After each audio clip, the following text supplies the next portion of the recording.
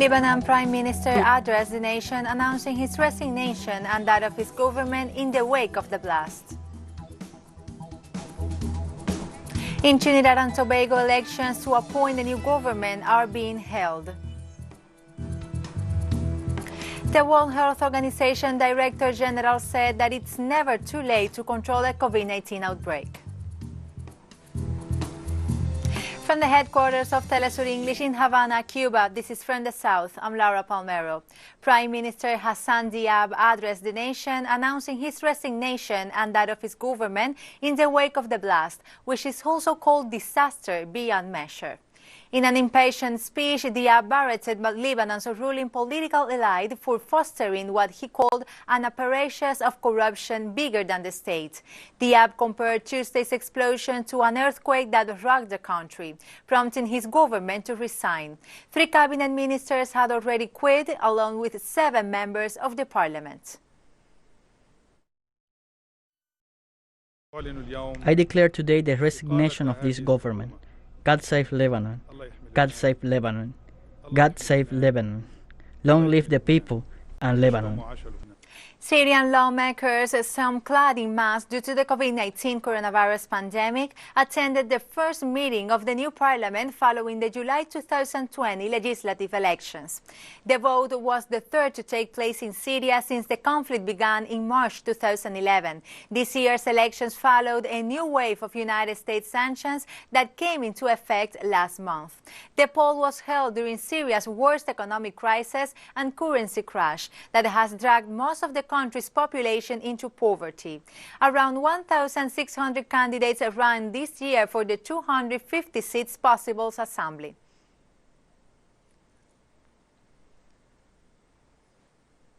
An improvised bomb planted on a motorbike killed 6 people in Pakistan's southwestern province of Balochistan on Monday, according to police reports.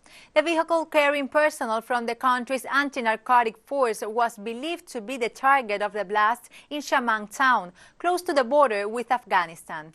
No group immediately claimed responsibility for the attack, but the Baloch separatists demanding greater autonomy have been waging an insurgency for years, while the province is also impacted by sectarian strife and Islamist violence.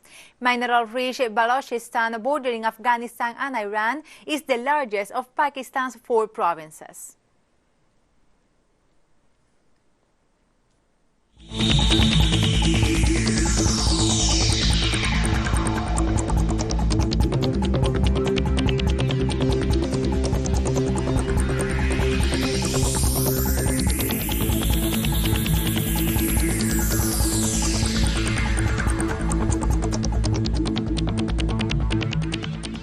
Students in their final year of primary, secondary and tertiary education resumed classes in the Democratic Republic of the Congo after the end of the state of emergency. The African nation has seen a decrease in the number of daily infections. Today, the country has reported nearly 9,500 COVID-19 cases. The Democratic Republic of Congo has reported 224 deaths due to the novel coronavirus. President Felix Tshisekedi visited some schools in Kinshasa to celebrate the occasion.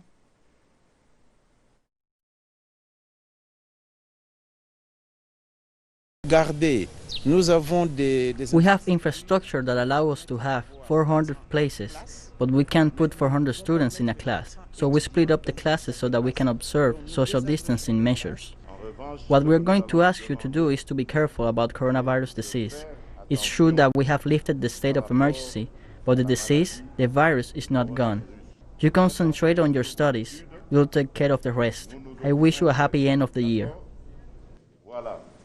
Malawi on Sunday shut bars and churches in new restrictions to limit the alarming spread of coronavirus 3 months after a court blocked the government from imposing a full lockdown. Since the first positive case was detected on April 2nd, confirmed cases have nearly doubled over the past 4 weeks to hit over 4,624, including 143 deaths as of Saturday. Malawi had not been placed under a lockdown after a court in April blocked the government from enforcing a full lockdown because it had failed to announce its measures to caution the vulnerable.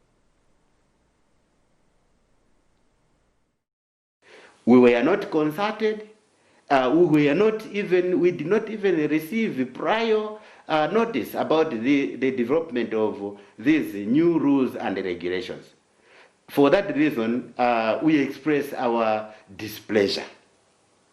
But law is law, and it must be adhered to. We are very much. Iran's president stressed the continuation of daily activities in the country besides the observation of the health protocols amid coronavirus outbreak. Hassan Rouhani emphasized the adoption of a balanced approach to confront the coronavirus, noting that neither the activities could be stopped nor it's possible to act like the past. Rouhani said and emphasized that at least the situation must be allowed for another 6 months. The Iranian president advised people to plan their own life according to the situation the coronavirus has created, stressing life, work, production must be mingled by the observation of the health protocols.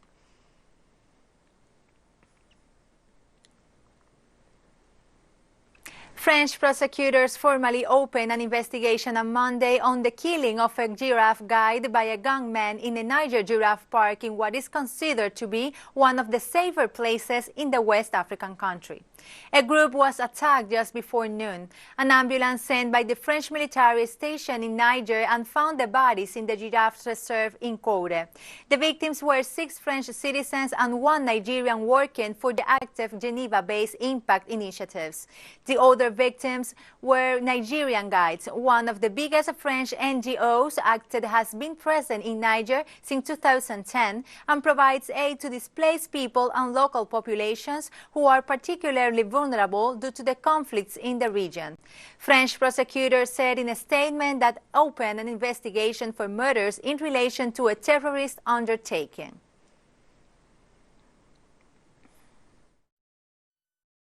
In the coming days, Acted will file a complaint in front of the Dean of the Instruction Judge in Paris in order for the French justice to be able to inquire to know exactly what has happened. And the motives, the grounds for the complaints should be conspiracy in order to commit terrorist act and murder or assassination linked with the terrorist act. I will go now to a short break. Follow us on social media and don't go away. Welcome back to From the South. There are 146 candidates from 19 political parties and 4 independent candidates contesting today's election in Trinidad and Tobago. More than 1.1 million people will go to the polls to choose between the candidates. Voters' turnout is usually low, and this year may not be different, especially because of COVID-19 and the recent spike in cases. Polls open at 6 a.m. and are expected to close at 6 p.m. The elected candidates will occupy the 41 seats in Parliament, and the leader of the winning party will become the Prime Minister of the Caribbean nation. The ruling People's National Movement and the opposition United National Congress have the greatest chance of winning.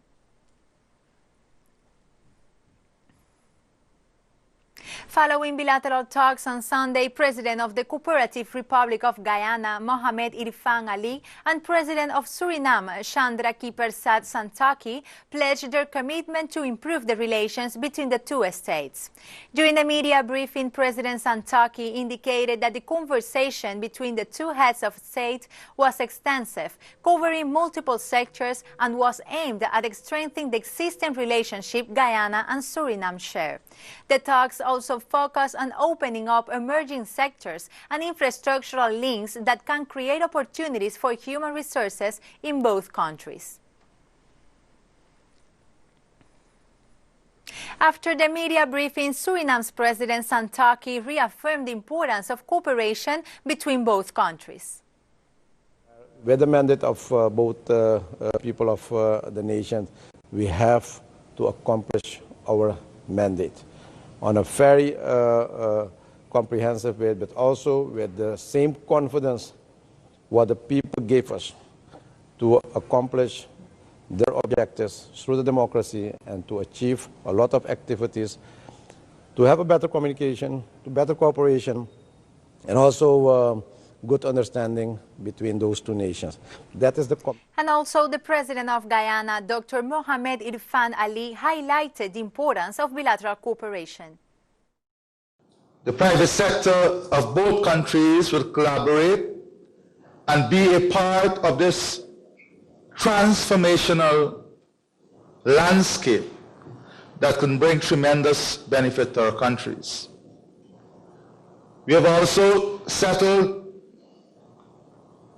collaboration among ministries, particularly in dealing with the COVID-19 pandemic, but more importantly, in working out a strategic vision that is implementable, that is time-bound, and we have both stressed the need to have time-bound objectives.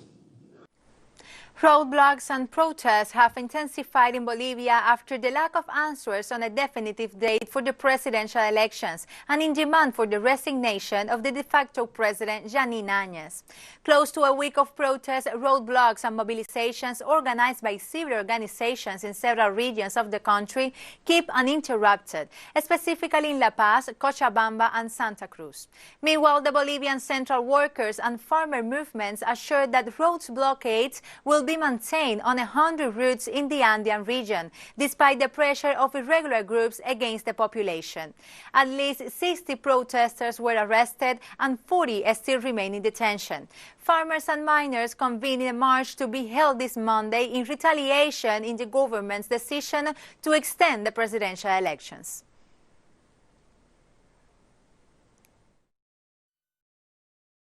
The same mobilized bases throughout Bolivia are demanding for the leadership both the Unity Pact and the Bolivian Workers' Center, who have called for this mobilization that must not betray the demand of the people. As I told them earlier, all blocking points in their generality are already calling for the resignation of the de facto president, Janine Áñez. No longer elections, no longer trusting that the elections will guarantee change or the democratic transition that Bolivia is wanting. The government acts with two faces, with one hand offering dialogue and with the other hand you repressing fascist groups. You are representing what the complicity of the police to the points of blockade. The Peruvian Minister of Interior, Jorge Montoya, said that at least 3 natives of Cucuma people were killed and 17 others injured in the Loreto region during a confrontation with Canadian oil company Petrotal. The clash between indigenous people and agents occurred on Sunday outside the facilities of Petrotal. Around 17 villagers arrived at the location demanding the halt of production of the so-called Block 95. The local organization of indigenous communities, Orpio, stated that they demand 5% of the oil production taxes for the closing of gaps in the Puanahua Basin, as well as Petrotal pays repatriation for 50 years of environmental damages. Orpio also demands a greater care from Martin Vizcarra's government amid the pandemic. Petrotal reported that after the events, it stopped operation at its oil production field located in the Loreto region in the northeast of the country.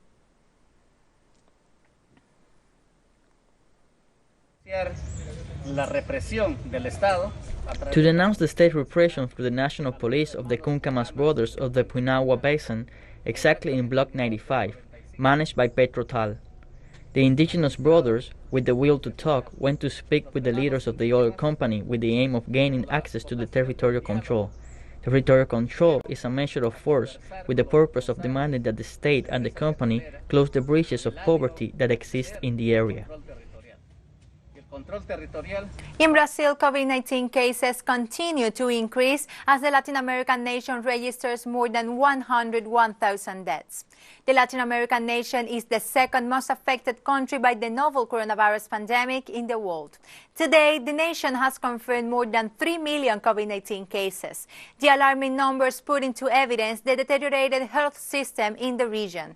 Latin America and the Caribbean has registered nearly 220,000 deaths and over 5.5 million COVID-19 cases, making it the most affected region in the world. In Colombia, more than 10,000 new COVID-19 cases were reported in the last 24 hours, setting a new record for daily infection.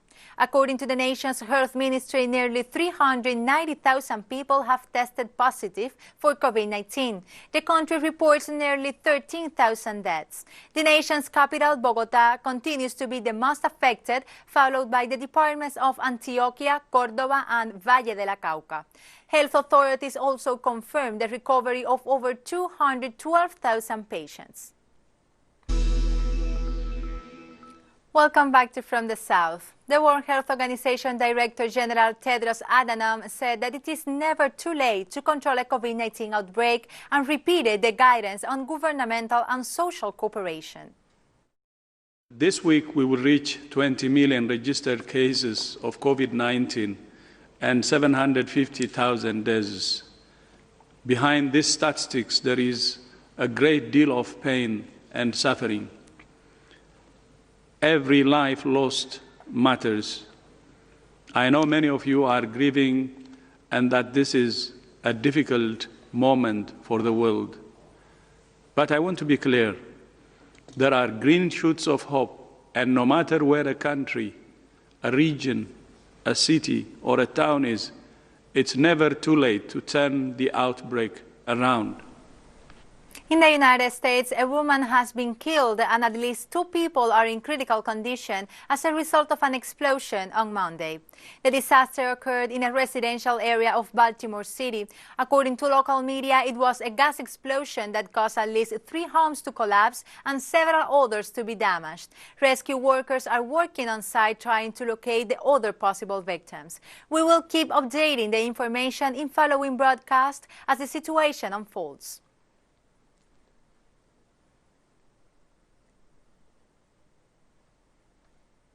A riot was again declared by authorities Sunday night in Portland when protesters marched to a police union building, blocked the road and set dumpster fires as officers worked to quell nightly unrest in Oregon's largest city. Demonstrators Sunday night marched to building from a park a few blocks away. The road was blocked with fencing and flames were seen rising from dumpsters in the middle of the street. Since George Floyd was killed in Minneapolis, protests have occurred nightly in the city for more than 70 days.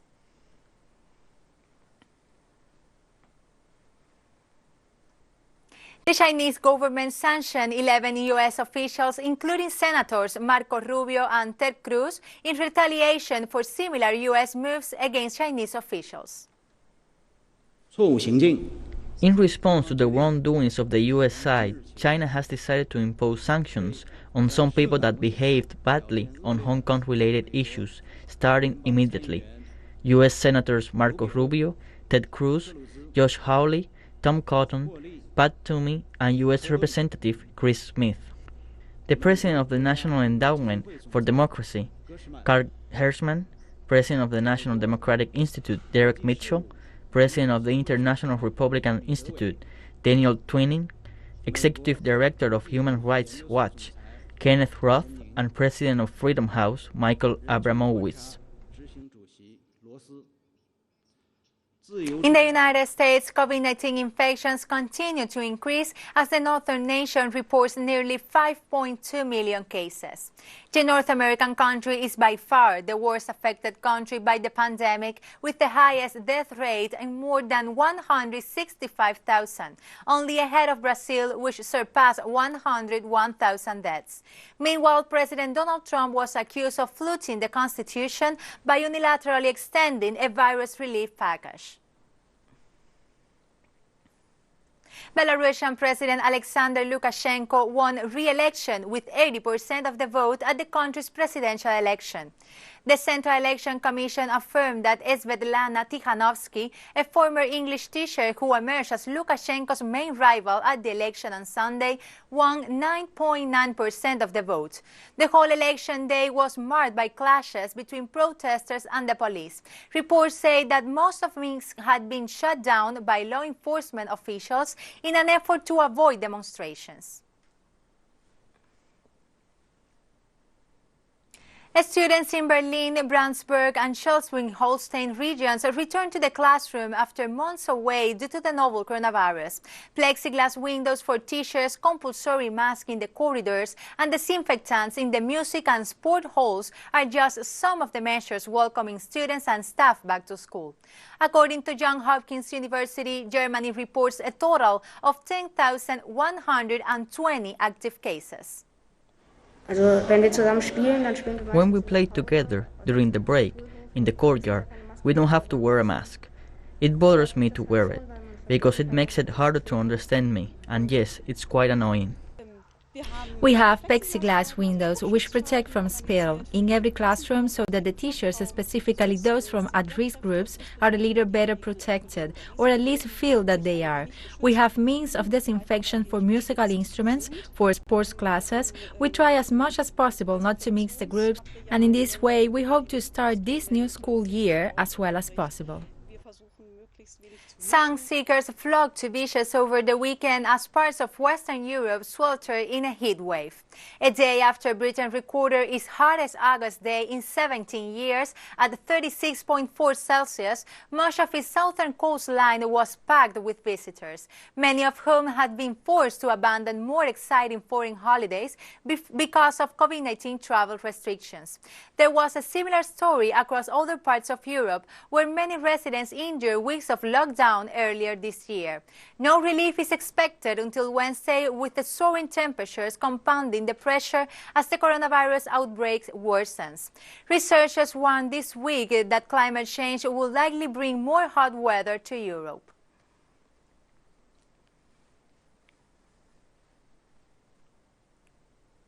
At the Grand Place in Brussels, wearing a mask is obligatory even in temperatures which have been over 35 degrees Celsius, and many are finding in thought. The Belgian Royal Weather Institute have issued a red alert to warn people about the soaring temperatures that are expected to continue for 3 more days.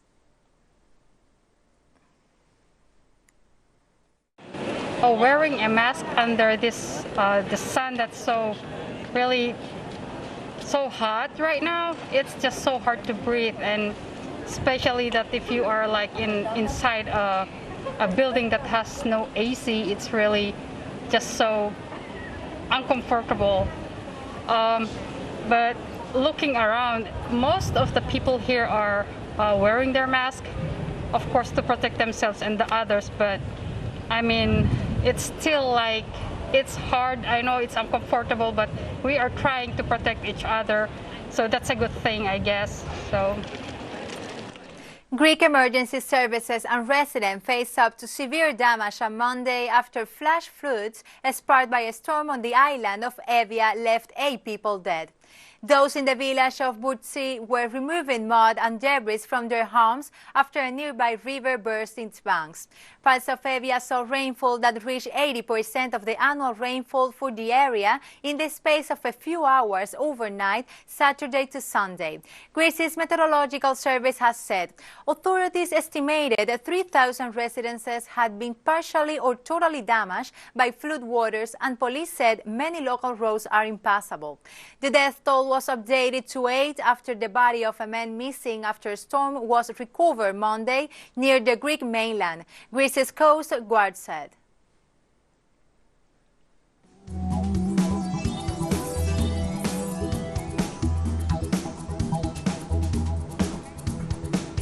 And we have come to the end of this news brief. You can find these and many other stories on our website at telesurenglish.net.